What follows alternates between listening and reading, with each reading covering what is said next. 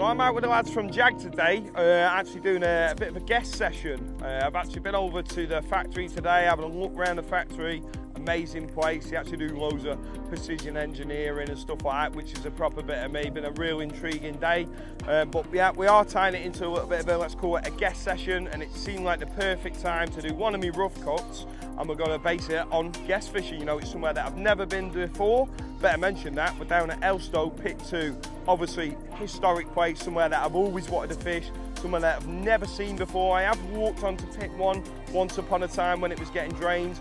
Won't get into the politics of what's going on over there, but yeah, basically HS2 have claimed a load of the land, they're filling it in, and a lot of the fish now reside, well, all the fish from Pit 1 now reside in Pit 2, which obviously makes it a little bit more tasty for bites. So hopefully there's a bite on the cards, but I'm just going to go through the way I would approach a guest session, or if you don't want to use it as somewhere that you guest in, just somewhere that the way I would approach a whole new lake entirely. Like I say, it's somewhere that I've never been before, never set foot here, and you're going to see exactly how I go about the way I would fish somewhere new.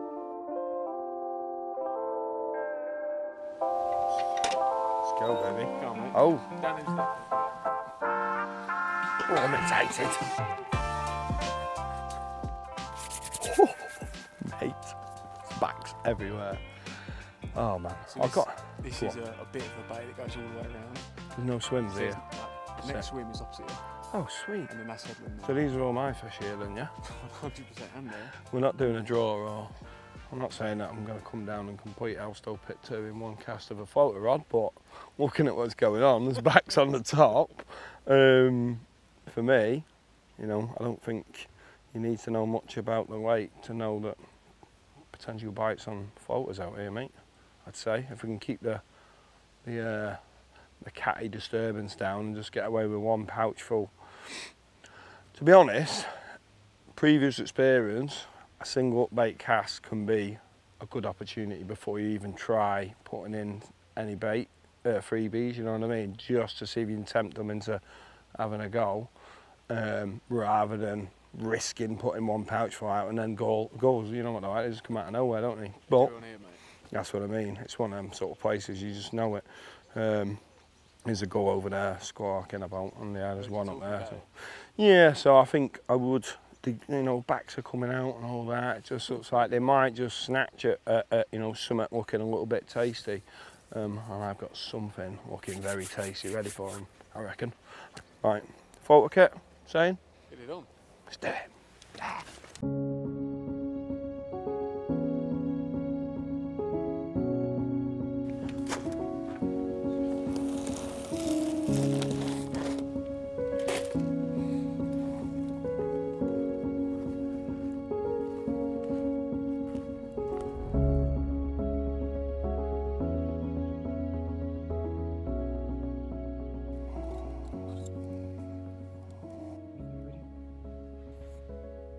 Don't generally sharpen up unless I'm fishing for a quick bite. There we go.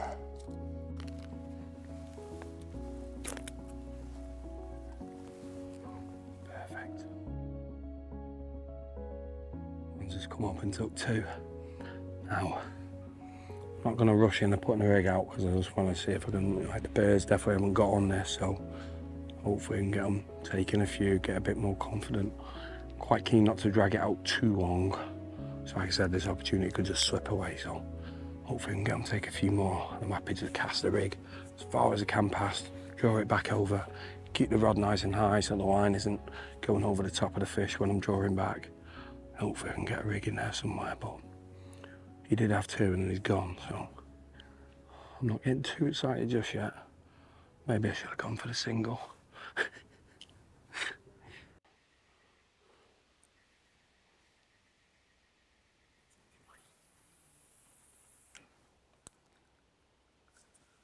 Oh, the reel is very stiff.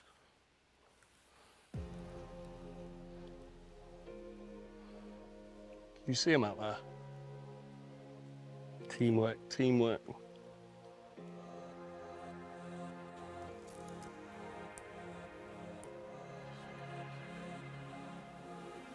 Oh, here we go.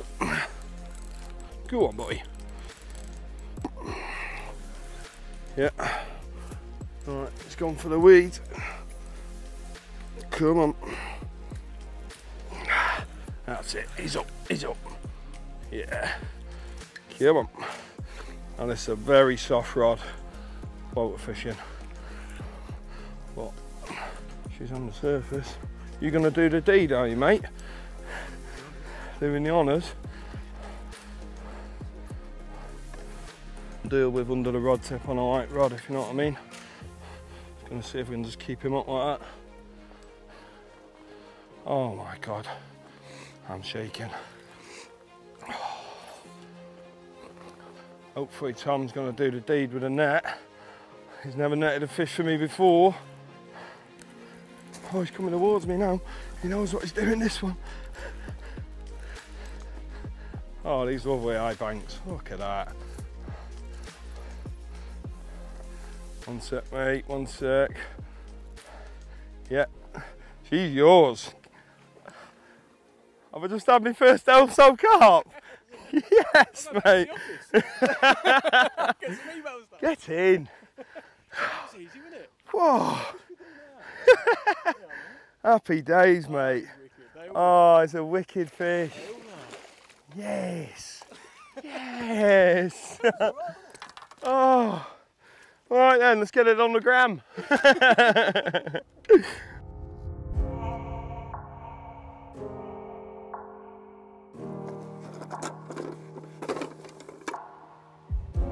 Zeroed up.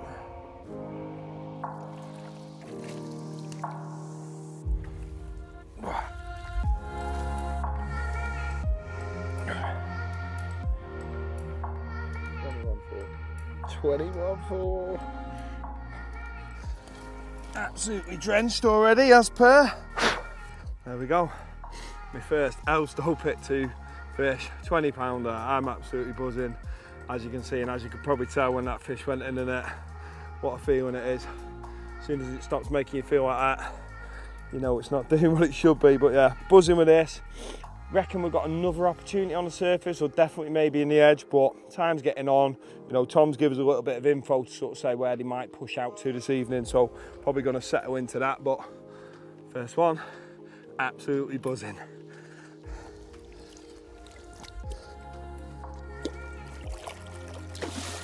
Get it. Right. I've had another go from on the top, but you can just tell they're cagey, they're into it. I've just had one of their mates and they're not happy about it. So it's getting just past 5 o'clock, you know, from Tom's experience, listening to Tom. You know, this can be a time of day where people are turning up from work, obviously. So he's sort of giving me a little bit of a helping advice on where what sort of area he thinks they're going to turn up in. And judging from my experience, I'm just seeing a few carp just starting to porpoise out, and sometimes that can mean that they're sort of charging up ready for a move. I've seen it before on Stone Acres, just sort of whether it be a way of communication or whatever, or they're just getting ready to move. But I've seen it before, and it looks like that could be the case. There's definitely less fish here than when we started, of course. Bit of disturbance in the area, so you know it's a lovely evening. Sounds like a little bit of lovely times. Get round there, get some rods out, all three on the spot. Proper Elstow style. I'm fishing, you know, when in Rome, that's what I've got to do. 3 rods on the spot and hope for a Elstow bust off, as Tom keeps saying in the morning. But we'll see. He's probably going to put himself in the doughy hole and stitch me up in the wrong, and I can hear him chuckling in the background. But we'll see. So yeah, pack this in. You know, you never know, there might be another chance for an opportunity on the surface tomorrow or whatever. But we've had a little bit of fun. Let's go and get some rods out on the deck.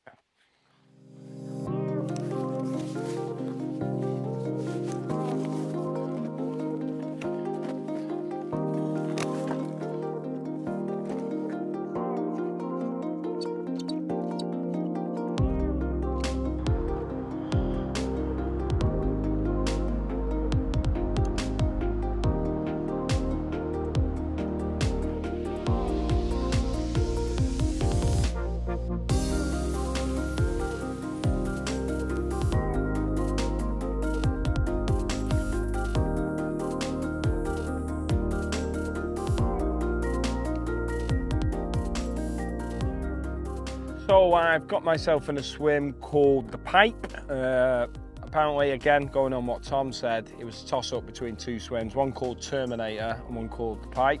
What I did fail to mention is the reason it is called Terminator is because it's got about 7,000 steps behind it, and you have to be an Olympic athlete to get your kit in and out. But we got there in the end. I had about an half-hour break before I managed to do anything. But nah, so we set the kit up. I wasn't in any rush. By all accounts, these fish do, again, going on what Tom said, you know, that's the only knowledge I've really got of the place. You know, they do like to get out in the pond by the morning period, sort of bite time can be right up towards the afternoon as well. This is a very deep lake, and I'm talking probably the deepest lake I've fished, probably going right down to 40, maybe even 50 feet in places. But there is sort of plateaus and bars. You know, I sort of know this from past knowledge of the lake. You know, anyone who sort of knows this area, you know, they are big, deep pits, you know, with your standard egg box, especially pit 1. When I've seen pictures of it from an aerial view, you know, it's up and down everywhere. Yeah, found a lovely zone out, what, 80 yards, just between, yeah, 80, 90 yards most. I'm fishing my rods at slightly different distances, just to give me that variation. It's a big, clean area, so at least I know I'm getting some bait around somewhere down there, because like I say, that depth just changes everything, especially between stretch and bounce and swing back and all that. Whole nother conversation, that. But just to close, because I'm rambling on a bit, I've got 3 rods out on a spot. I should have just said that really, and I've put a load of bait over the top. Load of munger, probably 3/4 of a bucket of all sorts, big oily swick coming up. If they turn up, I'm gonna know about it, either liners or, you know, swicks coming up. I'll get a bite hopefully. But yeah, apart from that, just supping on an alcohol-free Heineken. The lads are saying we're having a kebab. Not my choice, honestly. I said about getting a salad or something, but yeah, what's everyone laughing at? Yeah, alcohol-free kebab. Hopefully wake up to a bite in the morning. We shall see.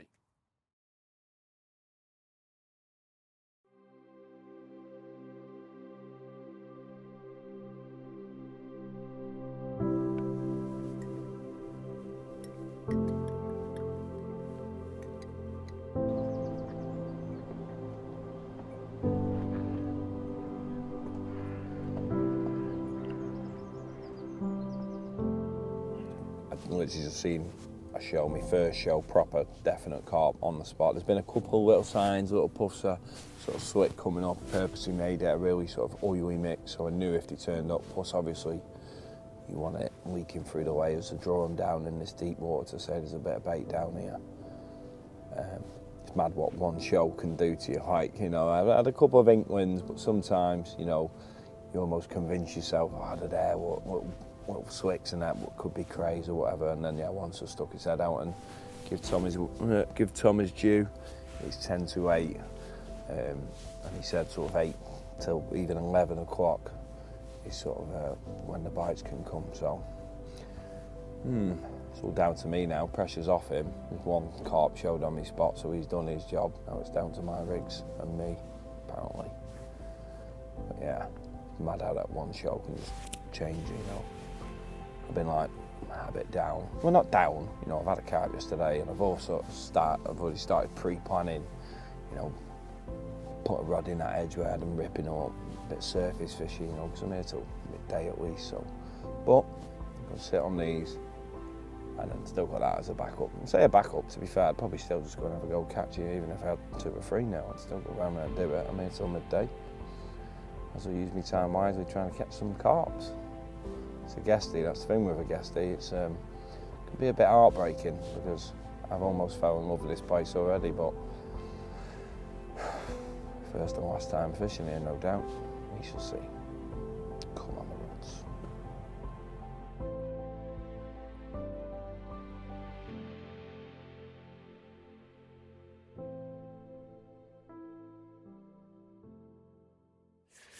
Right, I have strung this out as long as I can.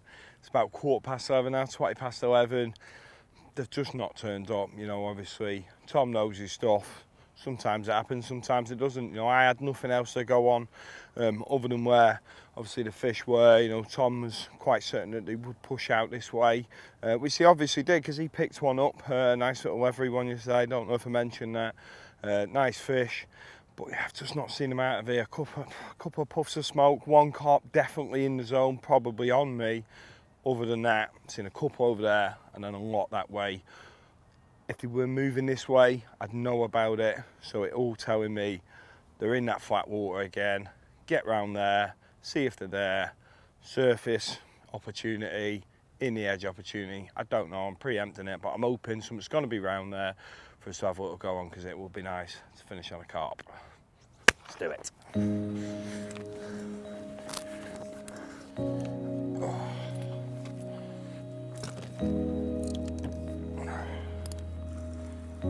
on. She's good.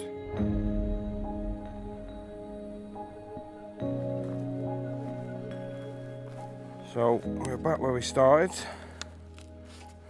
and there's a couple of fish you can see on the surface already down there. So one is set the net up first. It's caught me out before. And then set the float rod up, get that primed and ready in the swim. And then there's a high bank down here to my left. I haven't been down there yet, but it'll definitely give me a good view of where them fish are. Sort of get a good gauge and a range on them, and then also try and feed them a little bit, get them going. You know, it definitely worked better yesterday, having you know, sort of pre-feeding them, getting confident. It's an absolute mess. And what even is that? 89 turn grinning up with a back swoop round. But yeah, so yeah, we'll cast that out like that. We've all been there.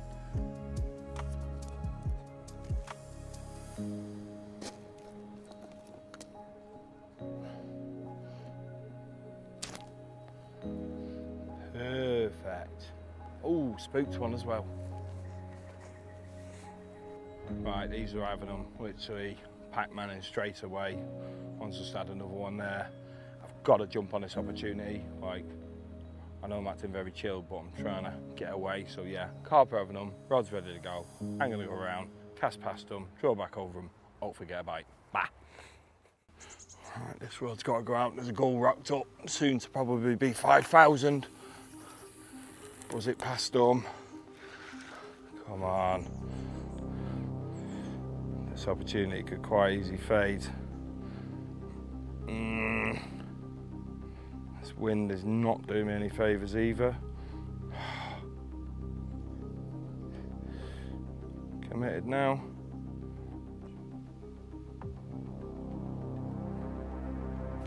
Here we go. Yes! Come on. Right, I've got to be firm on him. There's a tree around there.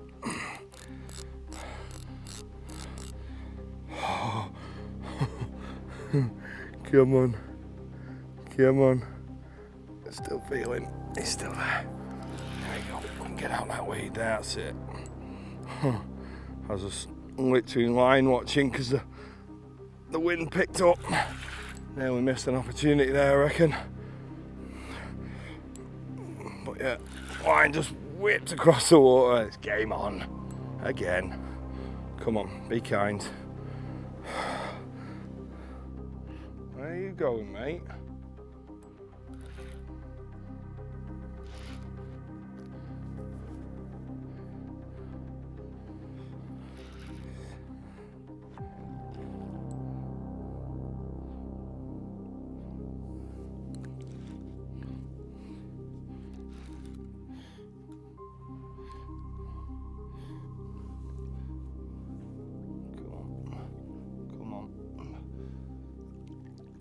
Oh, thank you.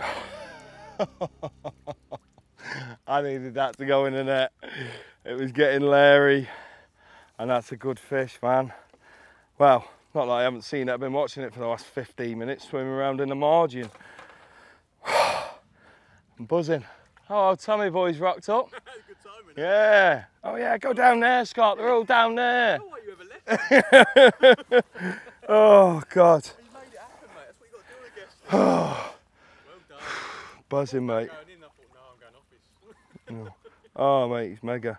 Well He's done. mega as well. He's absolutely nailed. He ain't going anywhere.